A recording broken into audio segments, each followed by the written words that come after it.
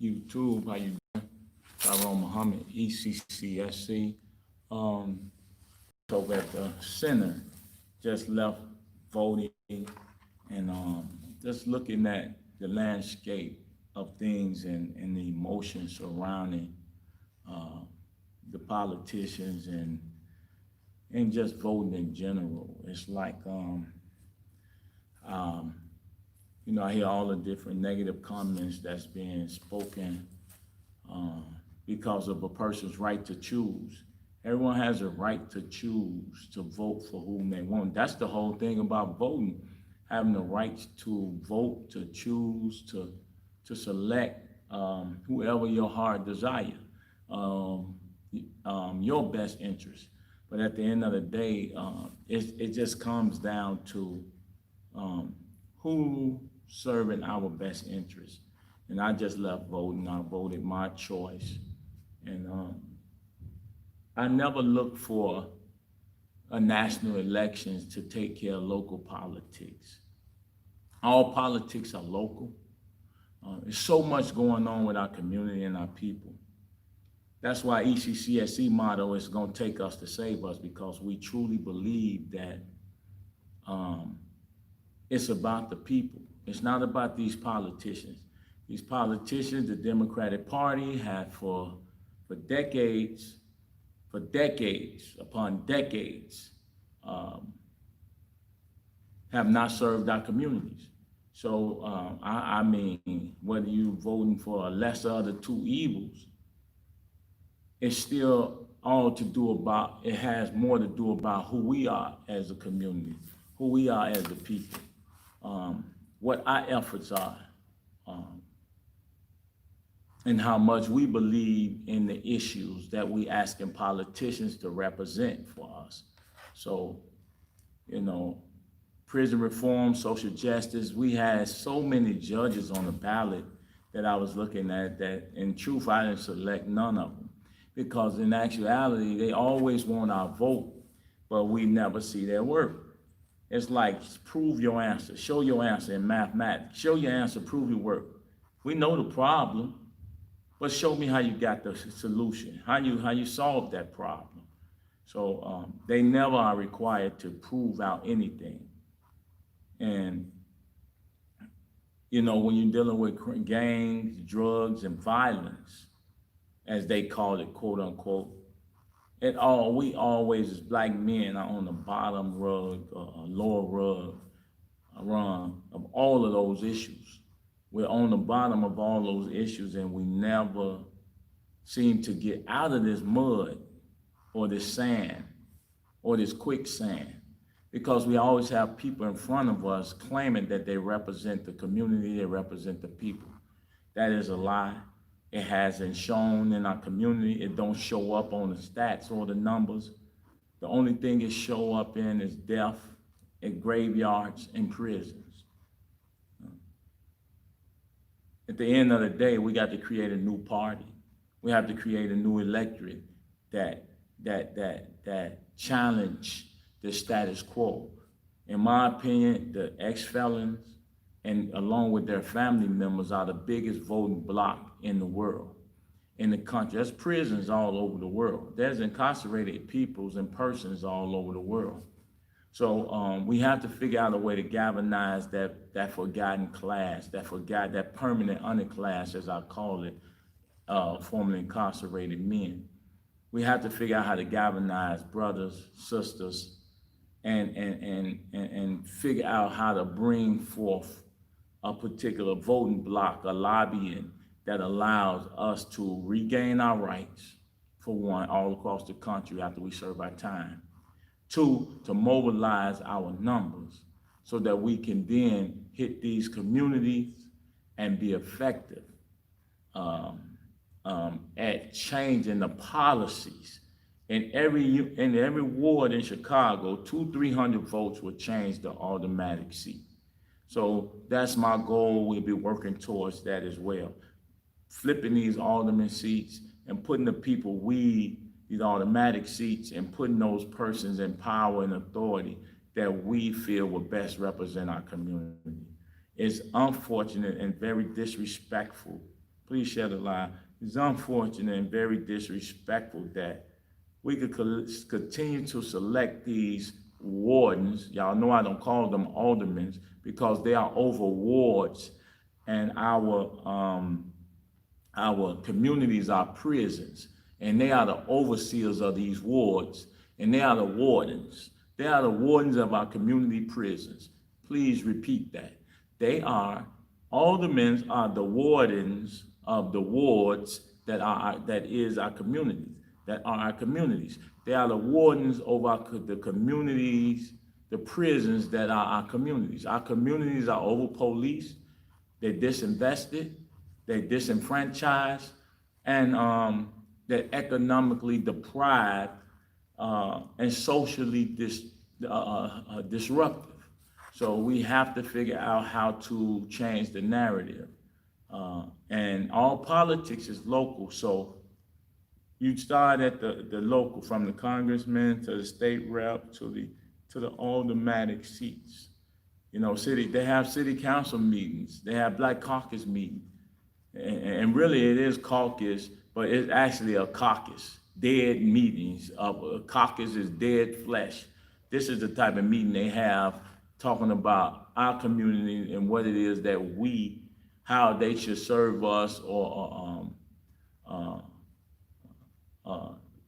cut up or chop up the pie, as I say.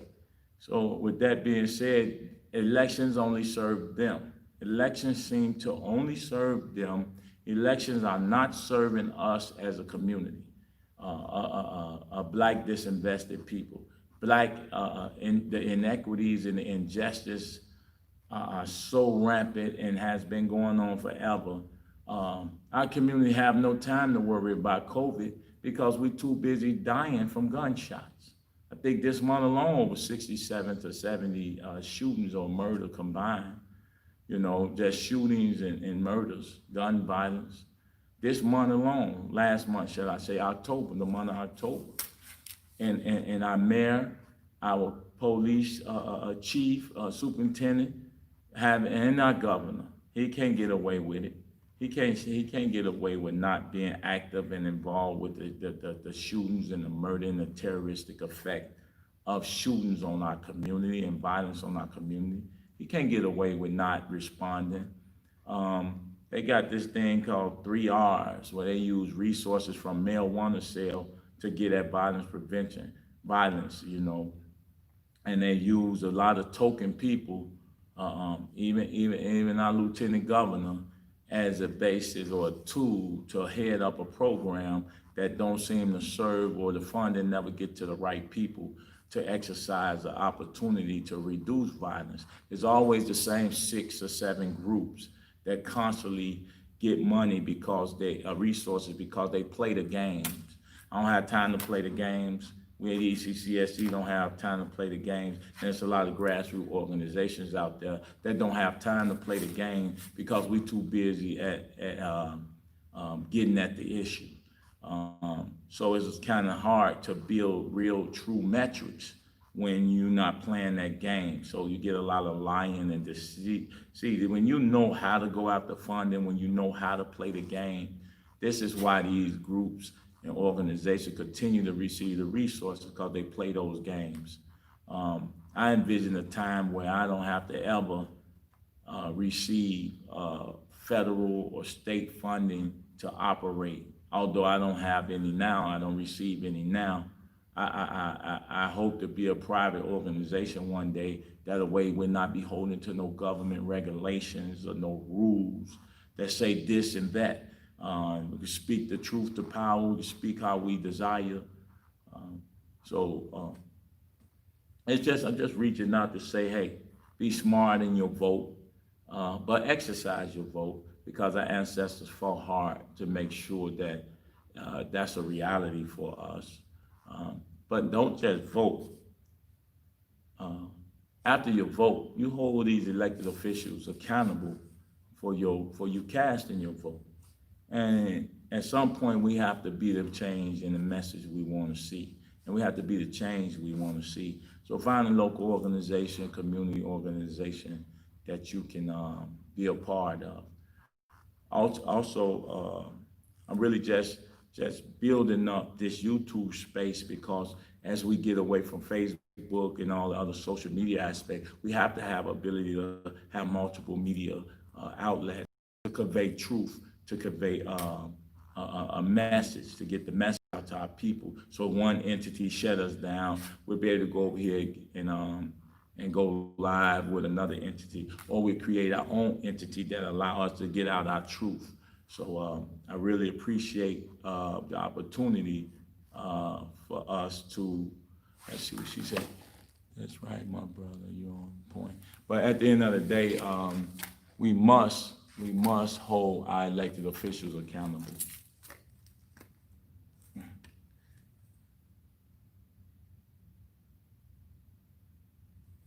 We must hold our elected officials accountable, and we must be the change we want to see. So come on, stay focused, stay tuned, and I'm gonna get back on here probably tomorrow, and write down some points of attack and operation that we should be pursuing. Also, every Friday, we had here 610 West Root Street, 610 West Root Street, Root, R-O-O-T Street. We have Manhood Circles at 12 o'clock. So if you got a brother, son, 17 and up, that you would like to be a part of this, a husband, a boyfriend, that you would like to be a part of the Manhood Circle that we building, to create real men, the thinking men that get into action, actionable men. Please tune in and send them this way. And as we start building our base out, as we start building our voting block out, as we start building our response team out, that support teams, as we start getting out in the community and creating a presence and awareness that, hey, it's gonna take us to save us, then we need your support on that.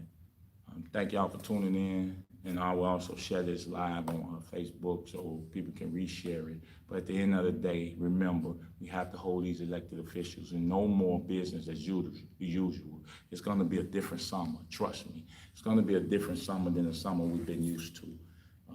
And it's time to unify all these groups and organizations that mean good for our community, and stop hating on each other and let's just push those that don't want to be a part of change. We push them out the way. Those that want to be a part of change, find out a way to collaborate. I belong to 15 different organizations, but those 15 organizations don't belong to my group. So that's what I'm saying. We have to collaborate. We got to be support other groups and other programs. So ECCSC welcome all members and collaboration as well. I enjoy and I look forward to collaborating with those groups too. So that being said, take care, and may God bless you. Be safe out there as you go to the polls. Remember, it's going to take us to save us. Thank you.